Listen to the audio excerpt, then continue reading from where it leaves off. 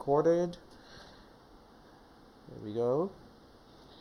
And all right, so we're moving down the list here. You guys got a new homework assignment. I just assigned it today. It's due in 1 week. It's called Semester Project Document 2. So in this second document, I just want you to either, based on my feedback of your document 1, if I say, good idea, go ahead, then I want you to provide more detail. I didn't quite specify, exactly more, what detail I want you to include. So that's kind of up to you, to think it through. If you want to include mock screenshots, or if you want to design the screens in the App Inventor, that's one great way to document how you want the app to look like. If you want to include additional details, like, okay, I want to track D&D characters, and these are the attributes I need to track, and so on and so forth. That's also additional detail that you can include. Or if I suggest that you make changes to your plan, then you need to make those changes and propose something different compared to your document 1. So this is kind of like a follow-up to document 1.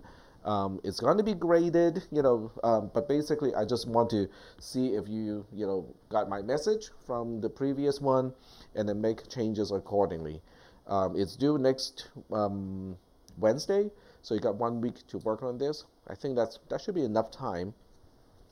So that's your quote-unquote new homework assignment.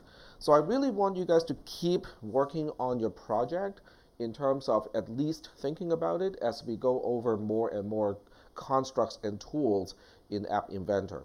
So if you have a particular question regarding your project, okay, so let's say, I want to do blah, blah, blah, blah, okay, these things. And you say, okay, but I'm not sure whether it can be done in App Inventor or not. Put it into the document, okay? So you can pose questions like, I'm not really sure whether we can display a map dynamically and then be able to, put a pin on this so that I can remember where I park, okay? Then you can ask those questions. I'll be more than happy to investigate and answer those questions, so that you can proceed with your projects. So there's that. So what we'll do today is kind of a continuation of the discussion of JSON, J-S-O-N, which stands for JavaScript Object Notation. So that name is kind of, big, and, it sounds kind of intimidating because, we are not actually teaching JavaScript in this class. But JSON is really nothing more than a way so that we can encode structured data into a string, okay, a single string. So in the previous class, we already talked about inter-screen communication. So we went through that, relatively, quickly, rush, because I was close to the end of the class. So let's go ahead and get back to that particular project, so I can finish the explanation of, how to handle the case when a screen closes and it gets back to an earlier screen. That's kind of, what I want to go over, at least at the first part of today's lecture. So, sign in. And also today I brought along my other cell phone. This is my $75 eBay cell phone. It's a Samsung Galaxy S7. So it's about 2 generations ago.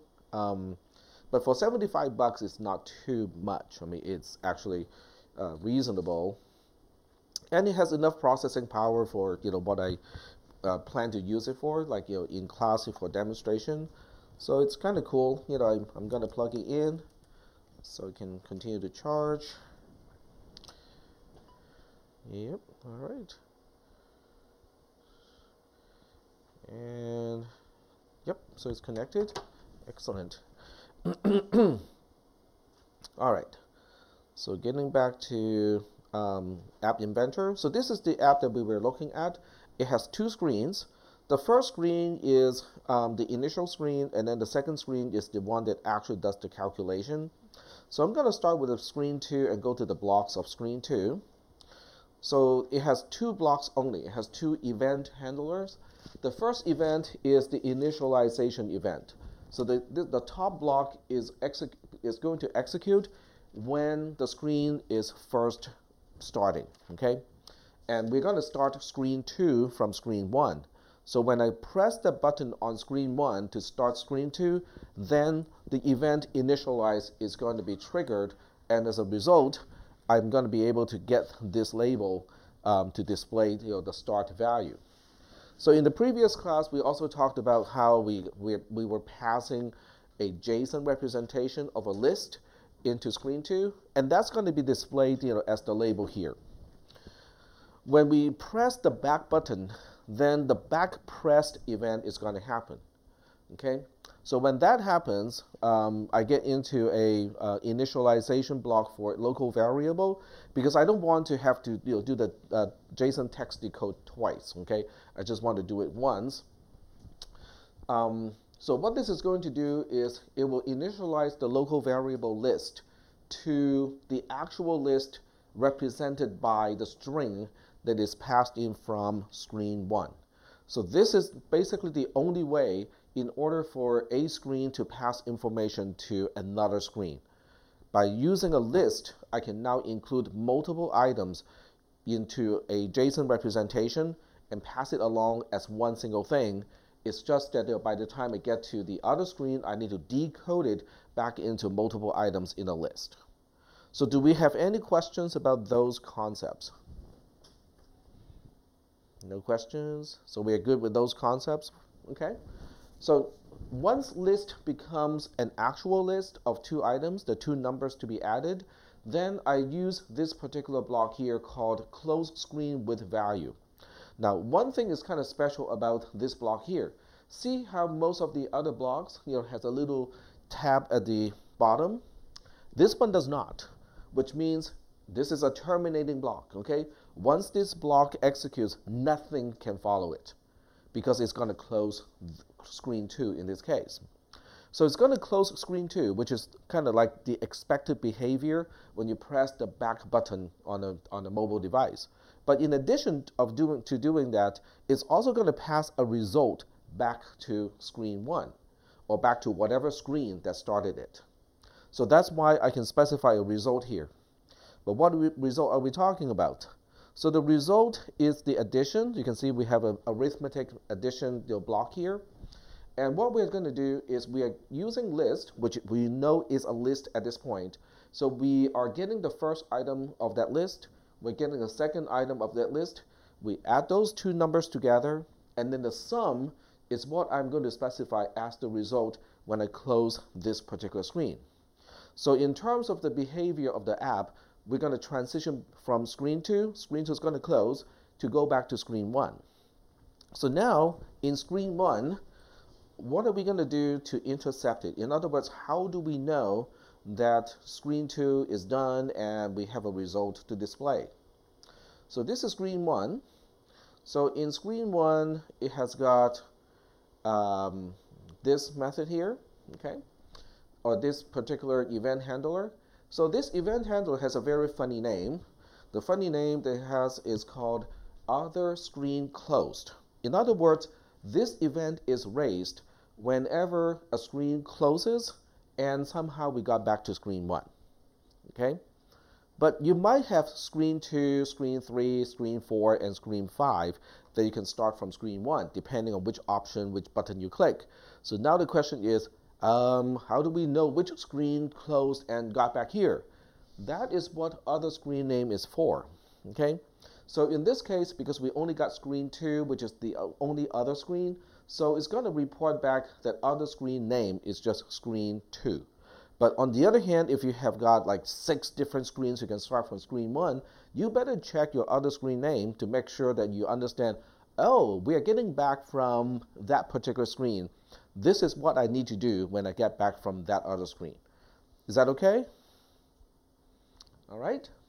So now, I can actually, change the label a little bit so that, we can actually see that part as well. So that's what I'm going to do at this point, is instead of just displaying the result, I am going to go to the text blocks and use a join operation. So this way we can display both the screen name and also the result. Okay? So we'll need 3 components here. So I'm going to add one more component to join. And the first thing I'm going to do is to grab other screen name. So we put it here. And the thing in between is really just a separator so that we can say, returns, whatever result is being returned here. So I'm going to use a space first, and then a return, and then another space. The spaces are required because if I do not have the space before and after the word return, then other screen name, which is going to be screen 2, is going to be right next to the result, or right next to return, which is right next to the result. So everything is going to be crunched up with no spacing. Okay, so that's why it is important to put a space before the word return and also after the word return, so that it will read like screen 2 space return space, and then whatever the result of the calculation is. So are we okay so far with all of these concepts, or are there any questions about the concepts that have been used in this particular sample program that we started using on Monday? Question? Okay, so when screen 1 dot other screen close, what is that dot other screen close? Meaning the screen 2? Meaning screen 2, or any other screen. So if screen 1 can start screen 3, and then screen 3 closes, it will get to this event as well. Okay. So this captures the event of, if you start any other screen from screen 1, and sometimes including itself, okay, and you close it, you get back to screen 1, this event is raised. Okay. Yep. All right, so let's go ahead and try this out again, okay? So the behavior should be about the same as what we did on Monday. But as a recap of all of those concepts, we'll just go ahead and do it this time again.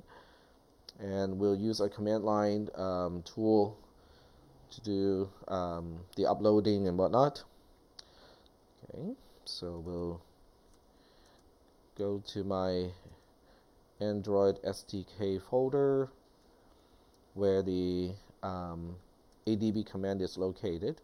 So I'm saving this in global, okay, without the parentheses 1, and replace the one on Monday, and then go back to the command line, platform tools. This is where ADB is located. So the first thing I'm going to do is actually this. Okay, I'm going to,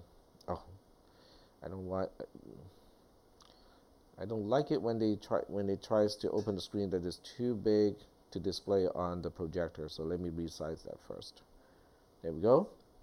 Okay, so the first thing is to display the screen first. Okay. Oh, wrong finger.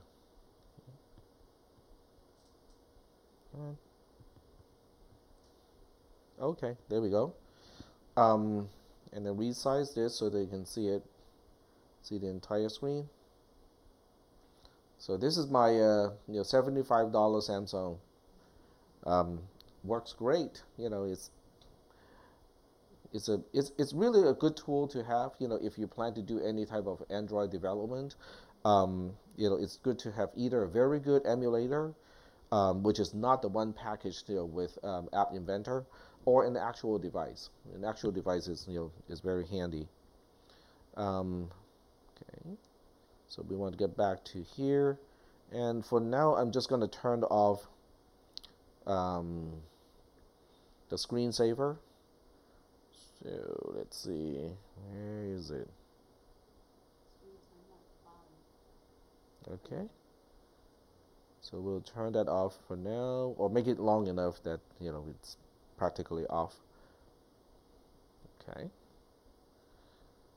all right, and now I can run the command to upload the program. So the command is adb install -r, and then whatever the APK file is located. So in Windows, obviously, the syntax will be a little bit different because you have to specify, folders or separate folder path components with the backslash character and not the forward slash. So you just have to make some minor modifications, if you're planning to use it on in Windows. All right, so the app is installed. And let's go ahead and check out the screen on this computer, on this tablet. And we're going to go to apps. It's called Global. There we go. Here's my global app. And, oops, you guys cannot see it. Can you? Oh, okay, you can. Okay. So now let me just enter the two numbers, 25 and 12. Okay, so that should give me a result of 37. So I press the button Start Adding, which should get me into screen 2. And then screen 2 should also display what it's getting from screen 1 as its start value. Okay, so there we go. So this label's job is, the only thing for this label to do is to show what is the start value of screen 2. So that turns out to be the JSON representation of a list that has two numbers, 25 and 12, which were the numbers that I entered in screen 1. So this screen doesn't do a single thing until I press the back button. So when I press the back button like now, it's going to close screen 2, do the calculation, and then pass the result of 37 as the result back to screen 1. So when I get it back to screen 1, you can see how the label has changed, and now it says screen 2 return 37.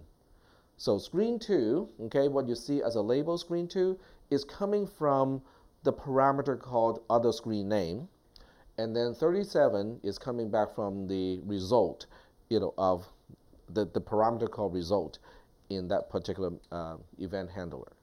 So do we have any questions about what just happened with this app? So if I was to take like where the 25 is and leave it go back to where it was before, where you asked the question, where it says first number added.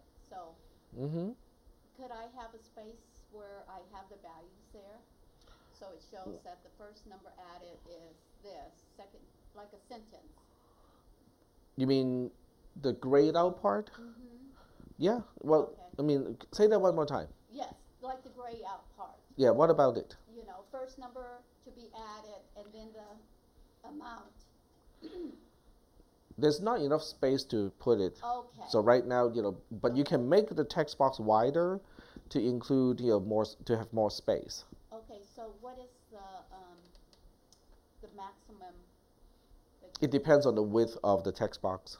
Okay. And it also depends on the text. So if you have a lot of I's, L's, J's, they do not take up a lot of space, you can fit more. Okay. If you have a lot of W's, M's, that sort of wider characters, then it won't fit as much.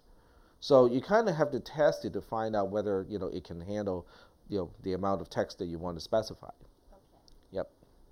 Okay. Thank you. So do we have any questions, regarding the main point of this particular app, which is the communication between screens? How do you start another screen and how do you get the result back from another screen?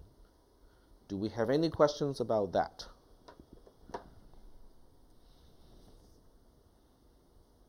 No. So this is kind of important because if you have one screen to kind of handle all the configuration or settings and whatnot, so how do you quote unquote save the settings and make it effective when the settings screen is done? Well, you kind of have to use these mechanisms, right? Okay. So are we good at this point with the concepts involved? Okay. So if that is okay, then we'll move on to, yep. You can only, in App Inventor, like you have on back button or whatever, you can only create one set of blocks on there, right? Yes. But why would you need more than one? Which is sometimes easier to see, like if you're trying to, you don't need more than one, but sometimes it's nice to break things up by, I want to do all these three things, but when I push back, and I don't want to stick them all in one giant block. Oh, okay, I see what you mean. So you're basically saying, how do I make the program look nicer by, chopping the blocks into smaller chunks? Yeah. So you're talking about subroutines. Oh, so you can do it. Yeah, you can do subroutines. Wow. Okay. Yeah, we have been doing subroutines because make JSON is a subroutine. seems, I don't know. I mean, I haven't really played around with it too much yet, so I don't know if I want to ask questions. Okay. But like, it seems just clunky. Like, if you can have a lot of data to pass between screens, and Yeah. like 5 screens, Yeah. you're always going to need to pass data potentially. Yeah. Gigantic. Yeah, but you can use subroutines to make the code look cleaner. Okay, I wasn't planning to talk about subroutines today, but we can. I mean, if that's what is relevant. We can do things because it will be useful for the project, I'm sure. Otherwise, you just Yeah. Oh yeah. I mean, you don't want these blocks to be gigantic or kind of difficult to read. So the idea is to use subroutines or procedures. I mean, those things mean the same thing. If you have taken the class in C and C++, they're called functions. If you know Pascal, which is a really old programming language by today's standard, it's called procedure and function. Some people call these things just subroutines or sub. Okay, so it depends on the lingual that you're dealing with. So when you click on procedures, it will give you two types of blocks. Okay, unless you have already defined some procedures, then those will also show up here. So these two allow you to define your own subroutine or define your own procedure. Well, there's a minor difference between these two, right? If you look at these two, they look almost exactly the same, but with only one minor difference. One says do, the other one says result. So the difference is the one that says do does not have a return value, whereas the one that says result has a return value. In C and C++ terms, the first one has a void return type. The second one has a non-void return type. Okay. Now, what kind of stuff can it return if it's not void? Integer, string, list, whatever. Okay. Is that okay? So these two can really help you, structure your code. Especially if you have to express something that is complicated, they can certainly help to organize your code and make it easier to write, easier to read, easier to debug. Okay. So do we want to get more into procedures, or do we kind of? Before I brought up that question, what were you going to go into? Well, I mean, the first example of a procedure is really something that we have seen already, which is, you can see the purple block here. That's our make JSON. So make JSON is a procedure that returns a string. So that's an example of a procedure right there. So we have been using a procedure. You brought up like settings, right? Like Yeah. settings page. Yep. You would have to like carry those settings to every single page in your app if those Yeah. settings are actually supposed to do Sure. something. Yeah. But that makes it's not really that bad, okay? Because it sounds bad, but it's not. Because once you pack it into a JSON, representation, it's no more than just a string that you have to pass as start value to another screen and then return it as a result from another screen. So it's still really just a single string, and for the most part, you don't have to deal with it. We have a procedure to do it, right? So make JSON is doing the conversion from a list into a string, and then we can use a web component to convert it back into a list. So you don't really have to deal with the actual conversion process. Let's just so an example. Mm-hmm. You're adding two numbers, right? Simple enough. Yeah. But let's say you have a setting that you want the screen background to be purple. Mm-hmm. And so you would be passing that setting Mm-hmm. back and forth between the two, and you're saying make a procedure. You could do that under a procedure. Well, you can encapsulate it into a procedure. We do that? Okay, so what do we want to do? We want to pick a color and then pass it along to the second screen. Is that what we want to do? Yeah, or even go crazy or make a third screen where you select what color you want. Do you want the third screen to start from the first screen or the second screen? Because we got options. Both? What do you mean by both? Well, on either screen you can get to the third screen. Is that what you're asking? Okay, we can do that. All right. Okay, so let me just kind of clarify and kind of repeat it in the microphone. So what we're going to do now is we're going to make a third screen that will let people change or select a screen color. Okay? Is that okay? And screen color is kind of interesting because the way we specify a screen color is to use RGB components. So it has 3 components built into it. So that's kind of cool because we want it to be somewhat complicated in order to kind of, okay, what are we doing with this, right? Okay. So we'll go ahead and design screen 3 first, okay? And then we'll go back and figure out how to use it, okay? So to make a new screen, we just click Add Screen. And this is the only time you can change the name of a screen, okay? So, except for screen 1, right? So this one we can just, say, select color, okay? And then we first, okay, so it is already added, and now we have screen select color, and obviously the title of the screen doesn't have to be cryptic like that, so we can change the title to just select color, okay? Now for those of you who say I don't want my screen to have a title bar like that, it doesn't it's not, it doesn't look good to me, okay? Well, you can just not display it. Okay, turn off title visibility, and now your screen looks cleaner. Doesn't have that bar anymore.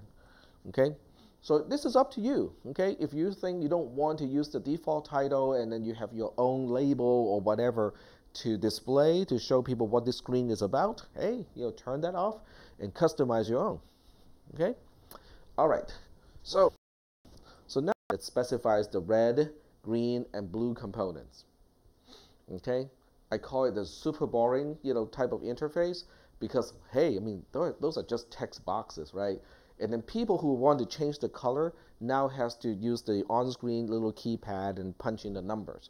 And they have to understand what they're doing as well, okay? They can't specify like 300, which is out of range, okay? What if somebody specifies 300?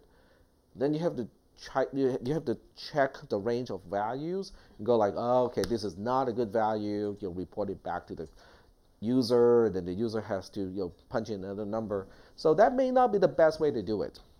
If you already know the range of values that you are allowing end users to use, one thing you can use is called a slider.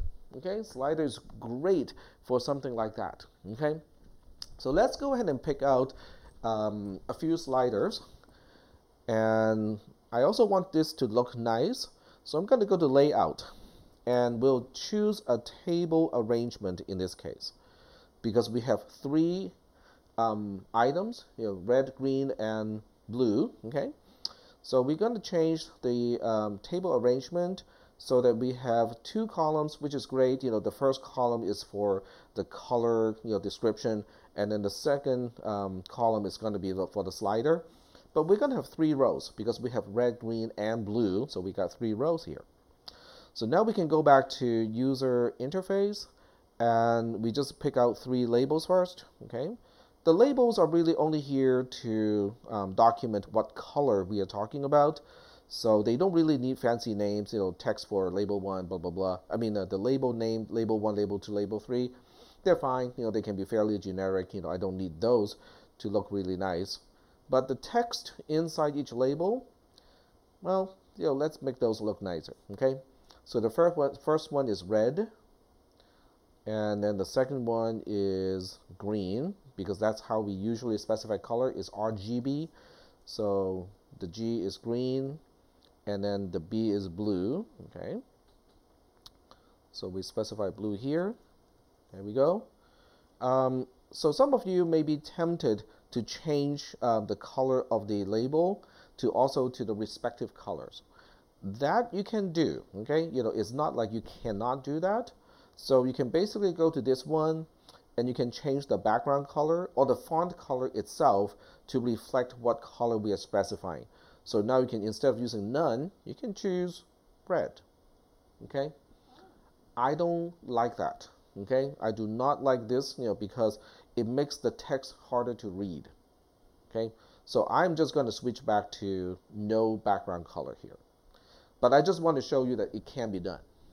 Now, if you want to make extensive use of colors, you have to keep in mind that some people are colorblind or partially colorblind. red is not an issue, but blue, green, that sort of color, some people cannot tell differences between green and blue and all the different shades within those colors. So you kind of have to keep in mind if you want to use color to code something, and it becomes significant to the use of the application. Okay? All right. So we got all the text labels done, and now it's time to put in the sliders.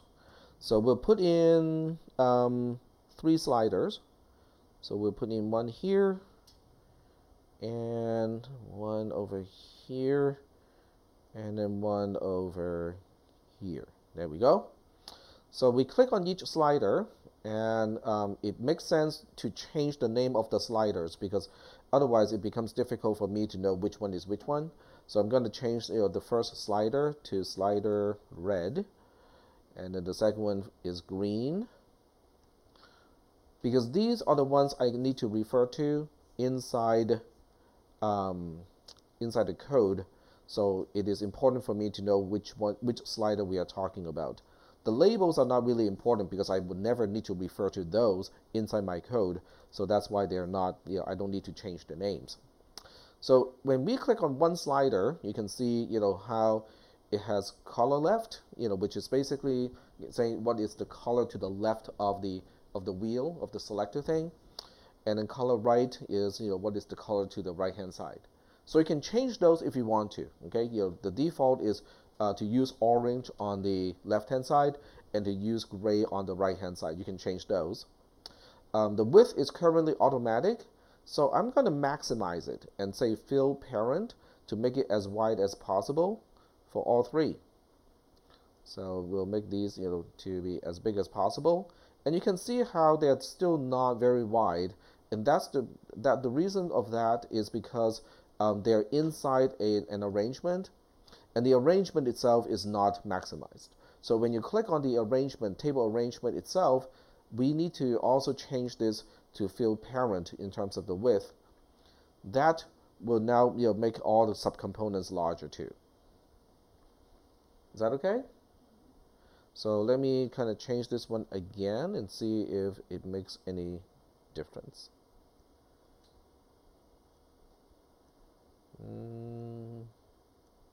Nope, doesn't seem to make any difference. So we'll see what it looks like when we actually run the app. Okay, so with each slider, you can also see there's a max value and a min value. So those are basically the ones, you can specify, okay, with this slider, what is the maximum value when you pull the tab all the way to the right-hand side. So in the case of colors, they're all going to go from 0 to 255. And this one allows you to specify the default position, where do you want to start, okay? So if you want a reasonable color like gray to start with, then you can initialize this to 127, which is kind of right in the middle of 255. And then we're going to do the same thing to all 3, okay? So maximum value is 255, minimum value is 0, and the initial position is 127. And then the same over here, okay, 255, 0, and 127. Oops, 120. My keyboard bounces, that's why, sometimes it shows stuff like that. All right. So with these 3 sliders, I can now specify the R, G, and B components, and then we can even dynamically display that color, so that people can actually see, okay, but which color have I selected? I know I have selected like this value for red, this value for green, and that value for blue, but what does it look like? Does it look like what I want? Okay, so you can have a preview patch if you want to. Okay, so a preview patch can be just about anything, that can display a color. Okay, so we can now have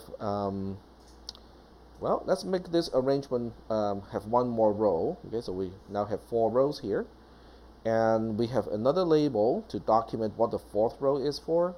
So we'll just say that this is a preview patch. Okay, so this is a preview. And now we need to specify a component to its right-hand side so that the color would actually change. So let's see which one we should choose here. We can use just about anything that can have a color associated with it, including a label. So I'm going to put a label also over here. Huh? Yes, so a button is going to be outside of this. Because you don't want to be able to change the color of the button too much, because that can make it very hard to read the actual caption on the button. So we don't want to change the color of the button itself. Okay, so we have this text here. So the actual text can be nothing, can be empty. So we'll specify no text here. We want to make the width as wide as possible, so it fills up the rest of that cell. And then we also want to, it has its own background color for now, which is none. I just want to test it, okay? So if I specify black, yeah, because it's empty, it doesn't show anything. So it's okay, because there's no actual runtime behavior at this point. So we'll just specify that. And then we will need a button to say, this is the color that we have selected. So this button needs to have its name changed, or the title changed, to say, okay, choose this color, okay, and that's it, okay. So this is our third screen. Now, the third screen by itself has some logic to specify, because if I just, make the slider, but I do not process it, then nothing's going to happen to the preview patch, because in order for the preview patch to change its color, I need to respond to the sliders moving around, okay, interactively. But before we do anything, it's good to test it first. So that's what we're going to do. So in order to test this, which is screen, this is select color screen. So what we'll do is we're going to switch back to screen 1 so that we have a way to trigger that. So we just need another button, okay, and say change background color, okay, change background color, okay, there we go. And then we have to go to the blocks to actually trigger the logic that starts that screen. So we go to the blocks of screen 1, okay, and then we go to the button, the second button, and then we say when the second button is clicked, we are going to start we're going to start the screen called screen select color, okay. So once again, we go to control again, go all the way to the bottom, and choose open another screen with the screen name. So this time we don't need a start value, because all we want to do is to say, okay, go to the screen where we can select a new color, but I don't have anything to pass to the other screen, unless you want to pass the current background color to the other screen. Then you can use the second one. So let's go ahead and do that. So we'll use this one. First thing first, we have to identify the screen name. So the only way you can know the screen name is to, one of the quick way is to go here, and we can see that it is screen select color. So now we need to specify a text that has exactly the same value. Okay. Screen select color. If you have a typo right here, it's going to give you a runtime error, when you click on the button. So it will let you know that something is not right. And then the other part is just going to be the usual things that we do. So we go to procedure. We're going to use make JSON, because we are going to have to pass 3 numbers to it, right? Because we want to get the current background color of the screen, pass it along to that one, so that we have a starting point. Okay. So now we have to specify that. So the thing that we are trying to make here is going to be a list. So we go to lists and make a list here. There are 3 components to it, R, G, and B. So we'll need one more item in this list. So now the next question is, how do we get the R, G, and B value of the current background color? Okay. So to do that, I'm going to make a local variable because because we'll need that. If it's three, Hmm? like for the three colors, don't you need like a fourth? So like. The alpha, transparency. No, I'm not thinking. I'm just thinking like RGB colon this, the three options. Or you're just gonna pass the options. I'm just going to pass the options without the key. So it's not a list of key value pairs. Okay. It is just three numbers. Understood that the first one is red, the second one is green, and the third one is blue. Okay. Yep. So I'm a little bit lazy here. I just wanted to make sure I was understanding correctly. I see. Okay. So we want to go to screen 1, and first of all, we want to see how we can retrieve the background color of a screen. Okay. So we just scroll down. Background color should be coming up really soon. Right now. Okay. So we can see that it can return a screen. Whoops. No. Okay. So you can see how we can get back to the background color of screen 1, just like that. But this by itself is actually a list. So let me see if I hover it for longer. Nope, doesn't say anything. Okay, so let me hover over here and see if it documents it. The screen background image. Oh, background color. There we go. And it doesn't report anything. Darn it. Okay. But if you go to the color blocks, you can see the blocks. Split color is kind of what we need, because when you read the documentation, it splits into 4 components. So you're correct, because it includes the alpha component, but we are not going to specify the alpha component because the alpha component specifies transparency, which we don't really need. But we can pass all 4 along. You probably have to though, right? To pass something, or You can probably make a default, for alpha, but yeah, we can just pass it along. So we'll pass the alpha along as well. There we go. Okay. So we have 4 components to pass. So now we need the reverse of make color, which is to split color. Okay. So we get rid of that. We go back to colors, and we want split colors. So it splits it into the 4 components. So we basically have something like that. And then we don't need to make a list anymore because the list is whatever this thing is.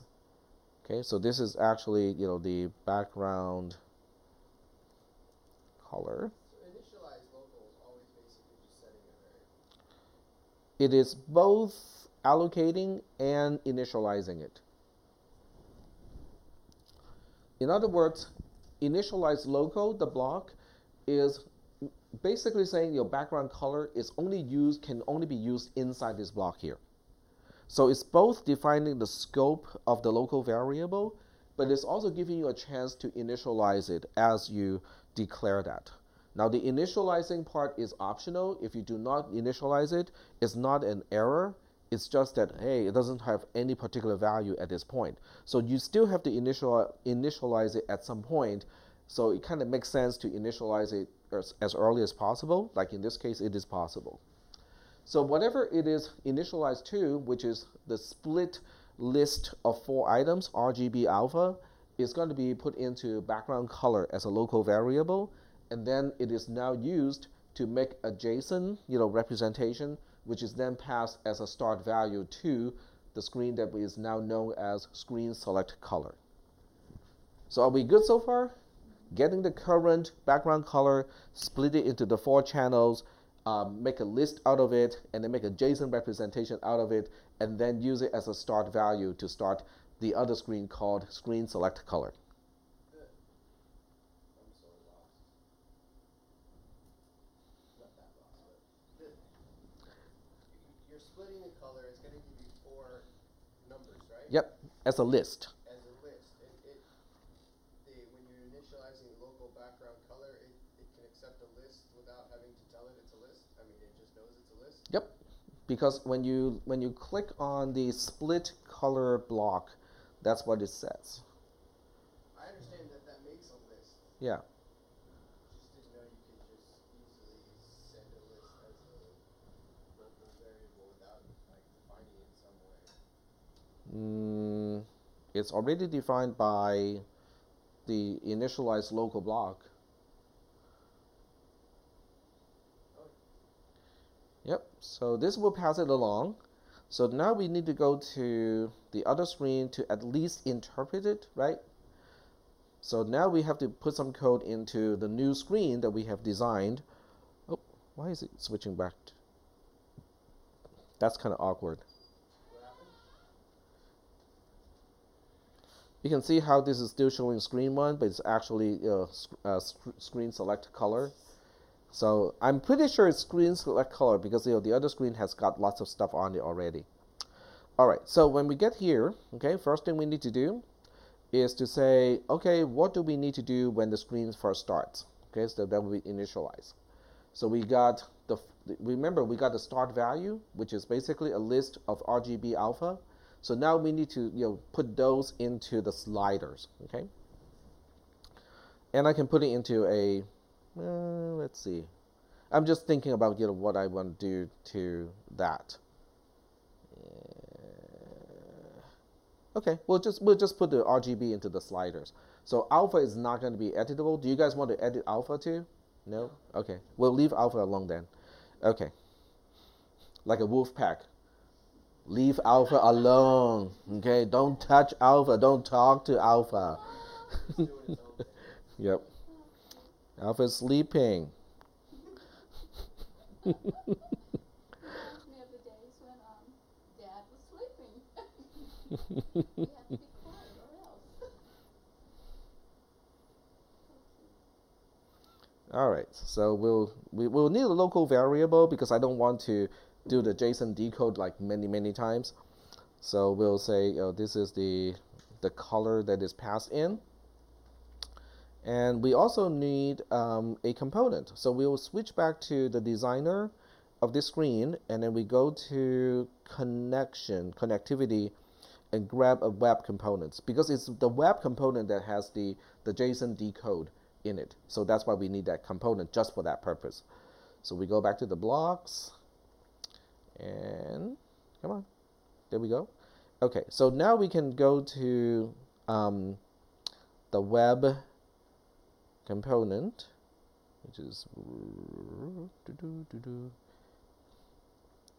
multiple scrolls. This is the part that I don't really particularly like when I work with a smaller screen.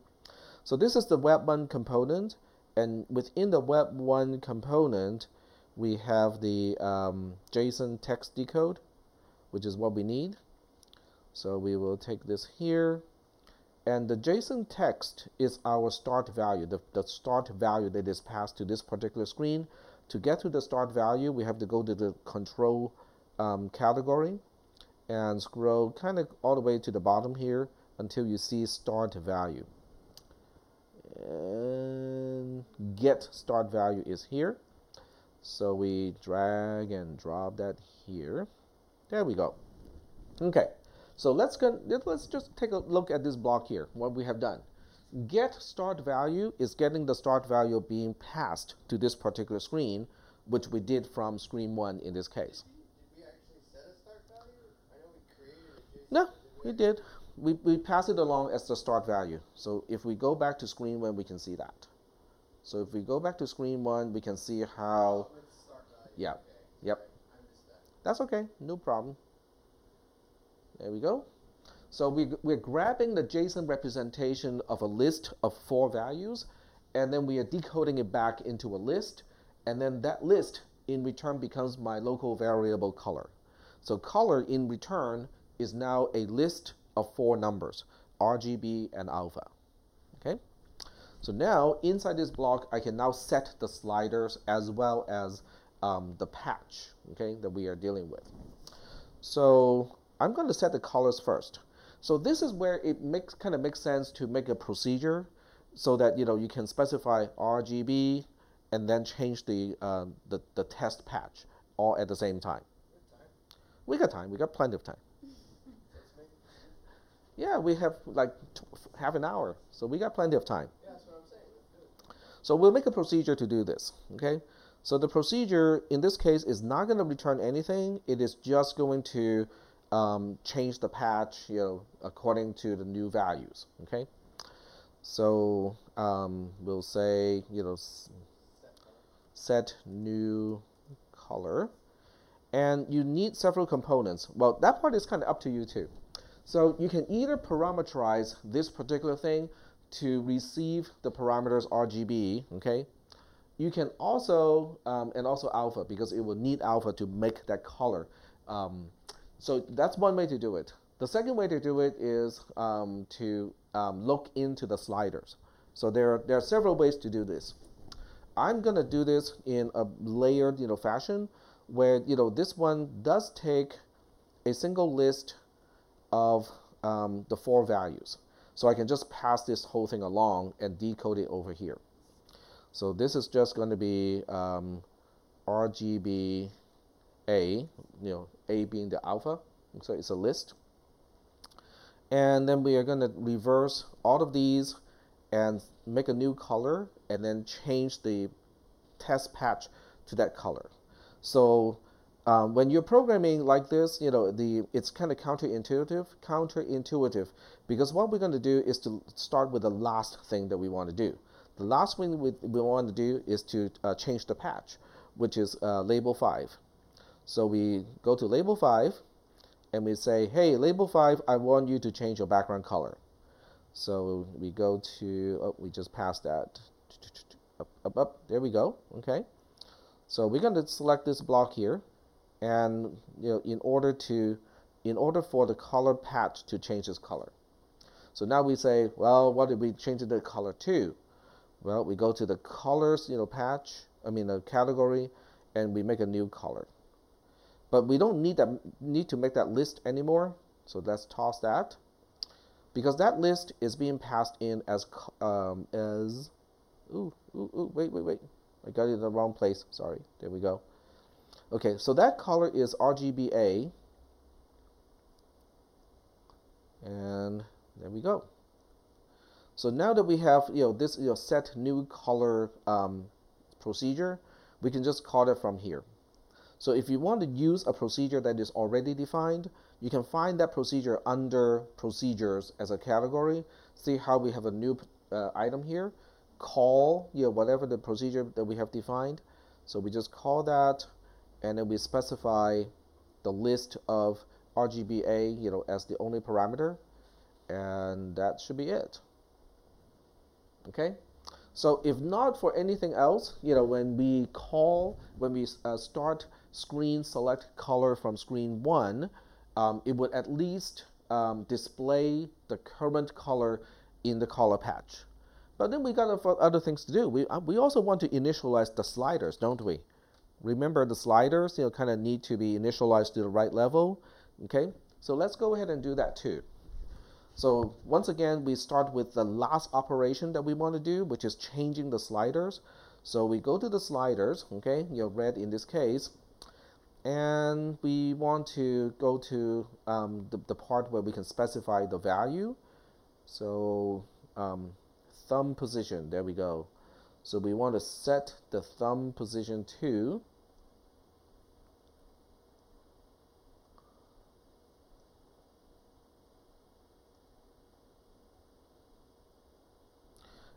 so this is red, so that means we have to find the first component of color. So that would be a list operation, and we are selecting the first item of the list. So, okay, there we go. Okay, why is it? There we go. And the list is color, the local variable color, and then the index is 1 because it's the first item in the list. So do we have any questions at this point? If you're doing this on a regular computer with a regular screen, it's not going to look as confusing. It's only looking, this confusing because I don't have enough screen space. So we have so many vertical scroll bars on the screen all at the same time, and that makes things kind of difficult to track. Setting the thumb position, what you're doing right now, isn't that just moving the slider to whatever the background color is on screen 1? Yep. Okay, so we're not we are not resetting anything yet. Okay. So the second one is green, but we also have to remember to change the index to 2 because it is the second item off the list that specifies the green color. And then we duplicate it one more time for the blue component. Okay, so this is going to be the third item. All right. Oh, right. So we need to change this to slider blue. There we go. Okay. So I think we got enough code, that we have added. It's time to test it first. Okay. So same thing. Go to build. Go to save APK to my computer. And then wait a little bit. And I'm gonna start this up here.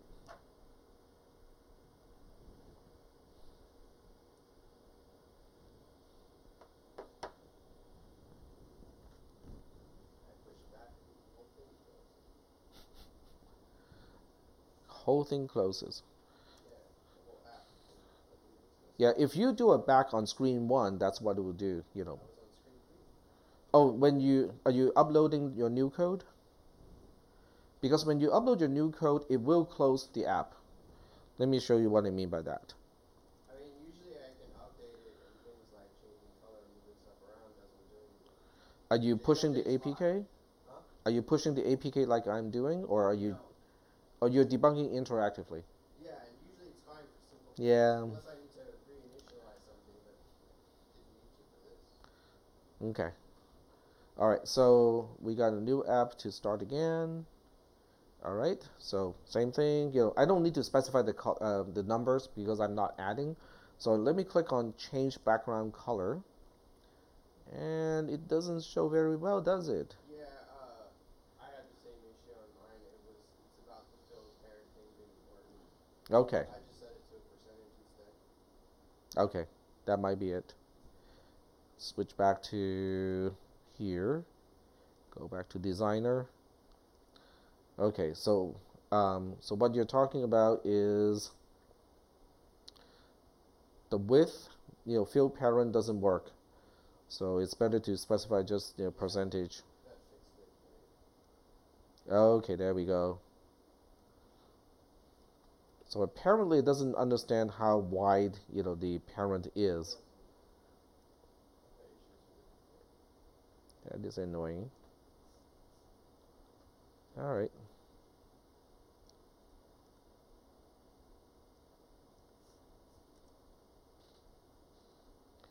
And then the preview probably has a similar issue, so I'm going to do that too. There we go. Okay, let's go ahead and build it again.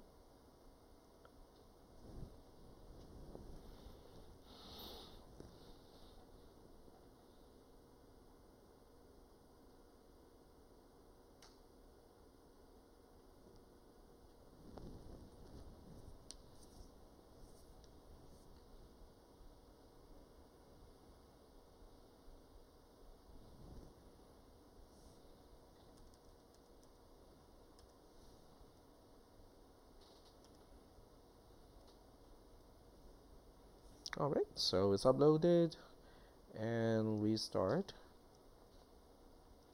and change background color, and it's not really initializing to what we want. Color. You didn't change the color itself in the first screen. It's without any colors. It also Okay. shows yellow. If you go back to your screen that showed the color, Mm-hmm. not this one, but the Okay. code itself, I'm getting an error. not this one. Go to your code itself. So if you look at slider red, Mm-hmm. go to slider red. See the default color? That I think has to change. No. Mm-mm. That's just the slider. I'm getting an error that says make color cannot accept the empty string argument. Yeah, I think it has to do with this. It has to do with screen 1 has no background color. Oh, Yeah, okay. So screen 1 has a none as a background color, so as a default.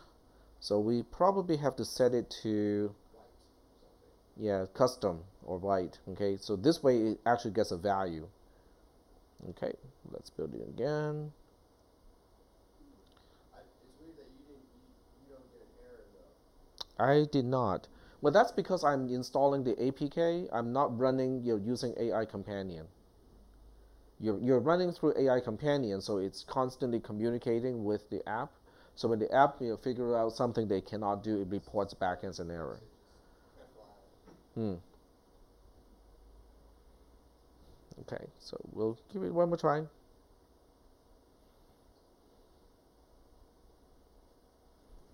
There we go. I don't know if it could be because we didn't actually set an alpha that's empty. I don't. Well, the alpha is the 4th channel. Well, we'll see.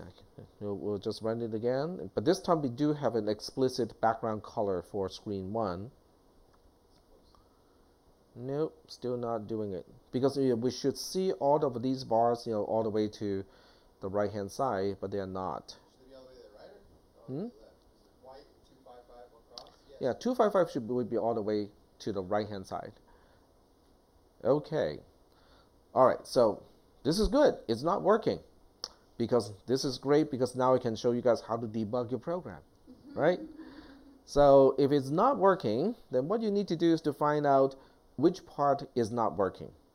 There are 2 ways to do it, okay? So we can start with screen 1 and go to the blocks, and then, when we get to this part here, instead of doing this block here, we can just kind of display a string, okay?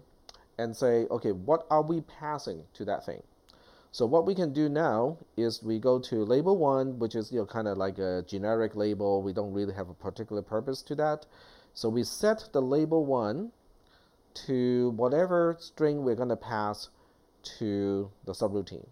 So we make a duplicate of the JSON string and then just use it to update the label, and then we disable this particular block.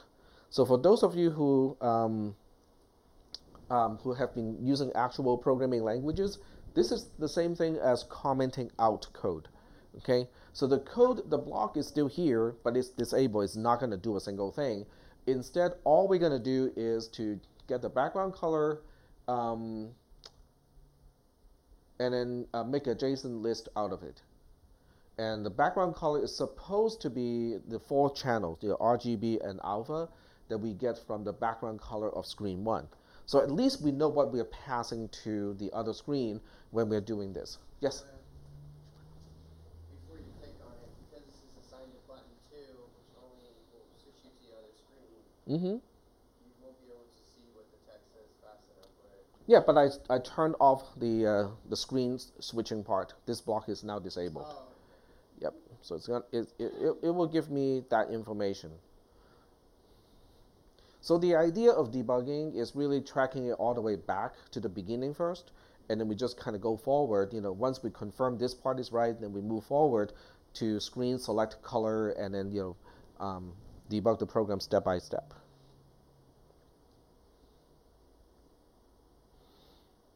Okay, at least this is not on a mainframe where you have to wait a whole day for this to update and get the results of that, right?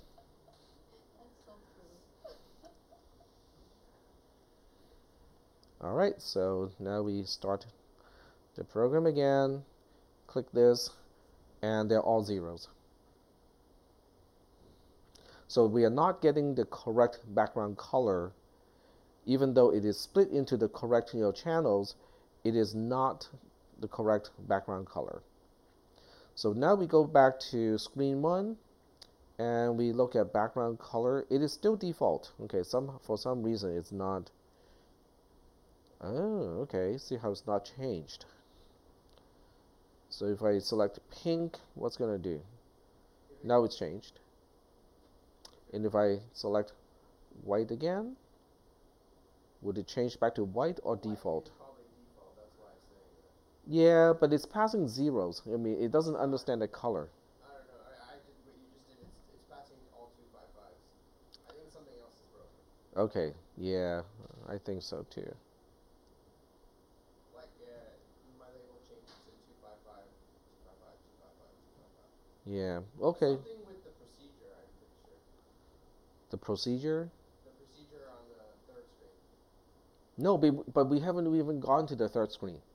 But I think it's breaking something. Well, we'll try pink and see what happens. So what do you expect when it is pink? Pink has more red components than the other two, but otherwise, it also has the other two components. So we might see 255 for red, and then just a lower value for the green and the blue. Okay, because it's really helpful to know what we should be expecting. Okay, so let's build again. So yes, so this is a good time to bring up the fact that App Inventor sometimes has bugs too. So if something is not working, it may not be because of your code. It may be because App Inventor itself has a bug.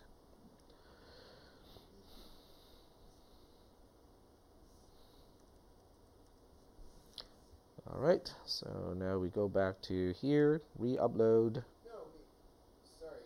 You were just saying that the procedure we don't use it. We haven't used it yet, right? Nope. But it is being called on the screen initialization. Nah, well, see how this time is changed? 255, 175, 175, 255. So it's the white background color that is not being, for whatever reason, it is not coming back correctly as the RGB and alpha components. Well, you haven't seen the sliders yet, right? Well, we can now change the code in screen select color to affect the sliders. Weren't you already expecting them to be at 255, 255, 255? Nope. So this time it will be 255, Yeah. 175, 175. Can we see? Yep. So we'll re-enable this block. You had this disabled. Yep, that's right. I got it disabled. So now we need to re-enable it and then build again. It seems like, it's really slow, but, once you kind of get used to it, this is actually not too bad. So you're taking a really safe route so you don't miss anything, right? Well, I missed it the first time because it didn't work the first time. You're debugging, right? Right, exactly. But I didn't know why it wasn't working, so I had to go back and start from, start from the assumption, were we making the correct assumptions? And it turns out, the color white is special. It does not report back correctly as 255, 255, 255, 255. I don't know. It is for me. It does? Yeah. Hmm. The label, I did the exact same thing you did with making the label, and white came back as 255s across the board. Huh. All right. As I saw, it only worked when you did it to pink for whatever reason, but All right. So this time it does work. See how the preview is the correct background color, and then you can also see the sliders. Except for the first one, I think I made the sliders too wide, and it went out of range. Okay, this is actually not the maximum. It's just close to the maximum. Okay, so we got this part working. So the next thing we need to do is to kind of fix the slider so they don't go all the way out, of the screen. And we also want the preview to change dynamically as we change the sliders.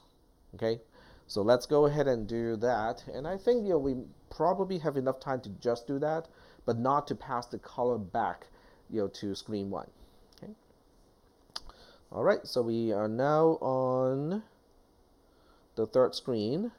First thing is to fix the look of the sliders.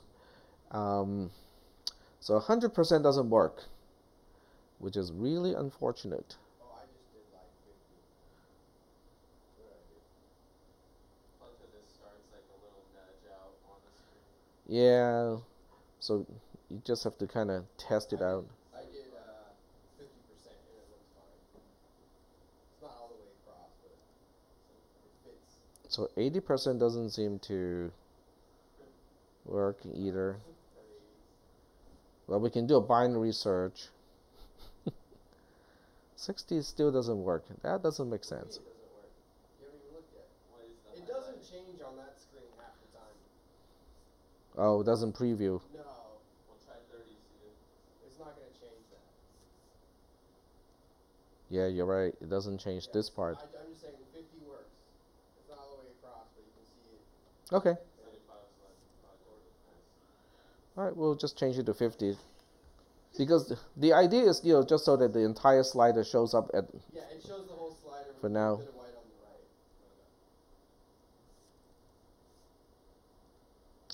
right. And you can also see how, oh, okay, this one does reflect that. Huh. Oh, maybe that's why all your other boxes didn't get changed.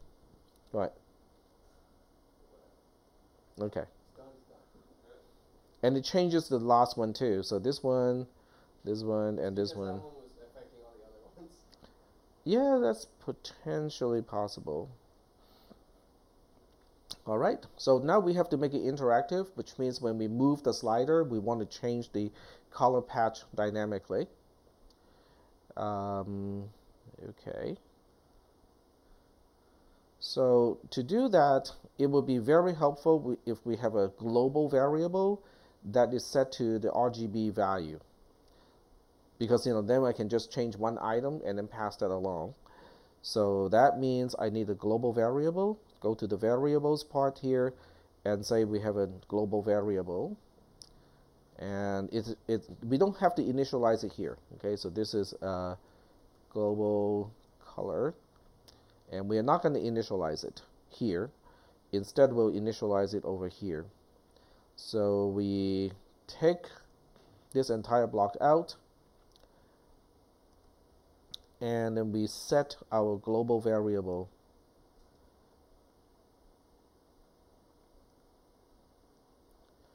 to this thing here.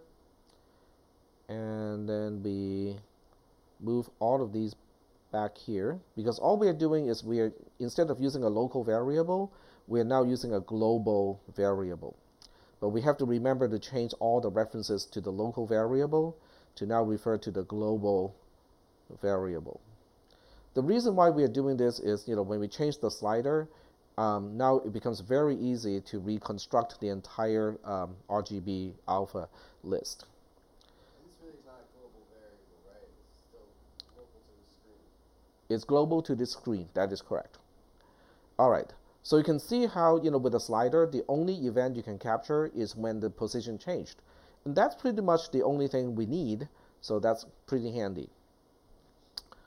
So when the red bar changes, we have to change the first item of the list that we now know as global color to whatever the thumb position is. So to do that, we have to start with the last operation, which is changing the value of a particular item in the list. So we go down this list. There's one particular thing that we know it can do. It's called replace an item based on this index. So it's this guy here. So come on. Okay. So the list that we're dealing with is our global variable, global color. And now this is something you can actually do. You can click on the block and start typing on the keyboard. And it will, by default, start to GLO. No, that's not what we want. Okay, that doesn't work. Space. There we go. So start with the space first, and then you can type the name of the thing that you want to get to. Then it will give you the options to do it. Except, where did it put it? Oh, I have to click it, I guess.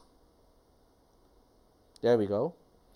So the second item is index, and we want index to be 1 is the first item. Nope, doesn't do that. Space 1. There we go. And then the replacement is going to be thumb position. There we go. All right. So do we understand what this block is doing? Every time the red slider changes, we go back and change the first item of global color, which is going to be a list of RGB alpha, and only change that to whatever the new thumb position is. But then we got one more thing to do, because hey, we better redisplay that color, right? So we have to now go to set color again. So we go to procedures, and then we call set new color. except this time alpha the RGBA is going to be my global variable. So put the space first, and then type global. Once you see what you want, drag and drop it into place. There we go. So are we good so far? So I think we can at least change one color. I'm not going to copy and paste this code for green and blue just yet, because I want to confirm that we can slide the red bar and change the red color before we make copies of that. So let's go ahead and build the APK file.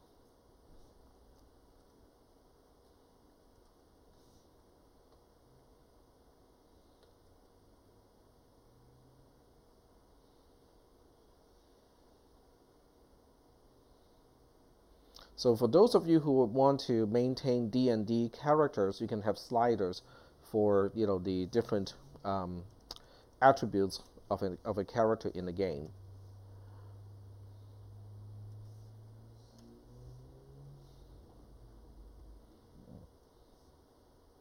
All right.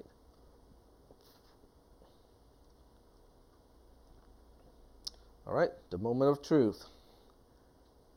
Yep, that works. See how when I move the slider, the preview, background color changes accordingly. So that's exactly what I want. But then you'll say, hey, but how come this is not working?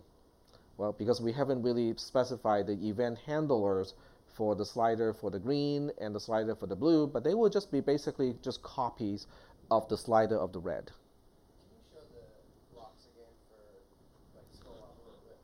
Scroll up a little bit. Yeah, let's see if they go. So we got a color picker screen done today, okay, which is kind of cool. The initial global thing empty, huh? Yeah, you can. Because you're just Yep. you're creating the variable, but making it empty and then setting it later. Yep. So this is kind of the same thing as declaring a global variable, but it's not initialized until we get to the initialized event handler. Yep. If you didn't have the initialized event handler, would you specify like a 0 or whatever to initialize it? Yeah, if you want to give it reasonable values, you can specify 127, 127, 127, and 255. Yep. All right. Well, I can just share this with all of you. I can save it and then send it to you as an announcement. Can you wait until I do that? Yeah, because copying this is a little bit cumbersome. So I can just send you the AIA file, like the other two programs. I just have to wait until we get to the lab, then I can have time to do it. All right, cool. So that would be today's lecture, and let me close OBS. So we stop streaming here. Yep, it's all good. So remember, there's a second assignment or the second write-up for your project. I just want you guys to provide more details, okay, I got this part done, I got this part, decided. Or if I suggest that you make some changes to your plan, I want to see those changes in your second document. So we're basically just progressing through the semester, and I want you guys to start to think and kind of work out more details for the app that you plan to write. Yep. And if you have any questions, like you're not really sure whether it can be done or not, those are great questions, in your document to send it back to me. Like, I would like to do X, Y, and Z, but I'm not sure whether App Inventor can do that or not. So I'll be more than happy to read that and help you figure out whether App Inventor can do it or not. Ray shooting, stuff like that, 3D, vector 3D stuff. Yep. Augmented reality. Thanks. All right, thank you. Have a nice day.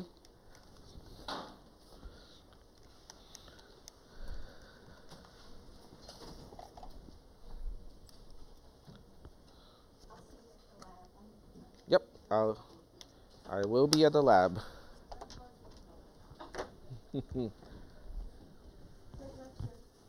Oh, thank you.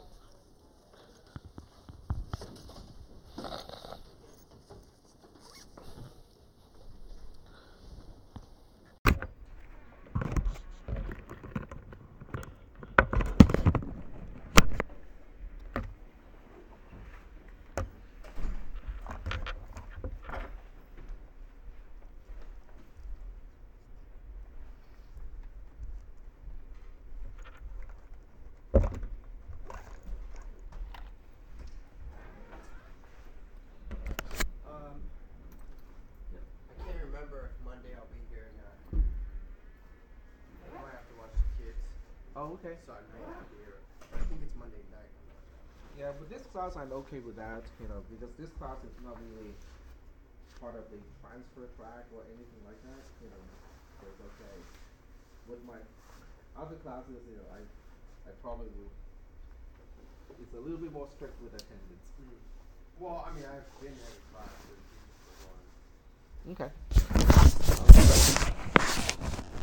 'Cause, That's okay. I No still worries. watching the kids with my wife because she is a job interview in Pittsburgh. Oh, okay. Well, that's a pretty legitimate reason to. I think I see Okay. Yeah.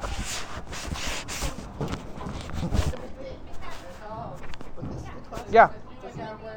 Oh, I will lock up.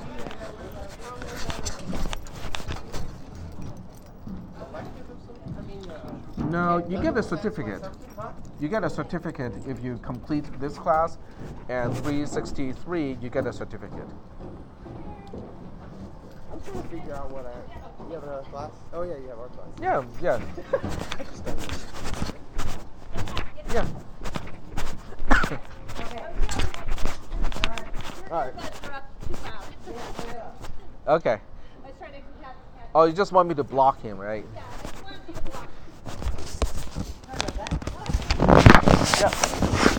Okay. Well, if you can't, that's fine. I'll send you an email for whatever reason I can't. Okay, sure. That works. Thanks. Yep. Yep. Mm-hmm.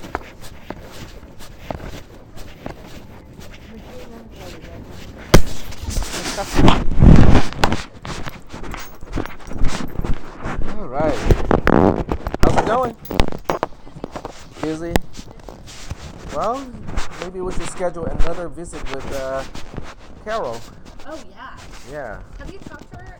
No, not much, but One of us needs to get a hold of her and ask about. we got good news. I think the last text was really good news that after the CAT scan, they still couldn't find Right. any spreading.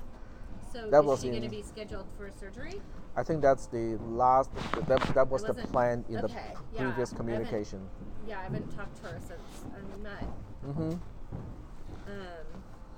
But I think she's too busy, and I sent her some kind of random tidbit stuff, and sometimes she replies, and other times Yeah. she does not. Yeah, so.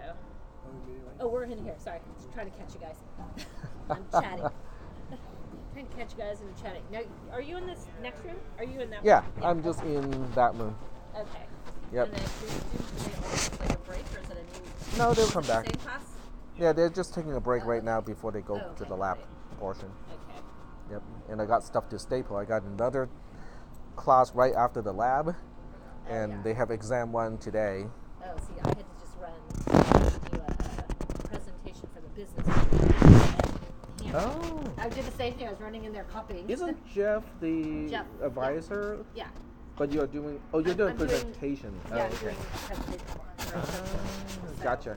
Okay. Yeah. Gotcha. I'm their thing to do today. I see. So I had to bring up. Okay. All right. You have a good day.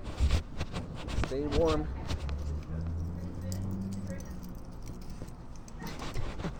Oh. I just locked it when it's already open. Did I keep it open? Yep. Oh, okay. It's okay. Okay. Okay.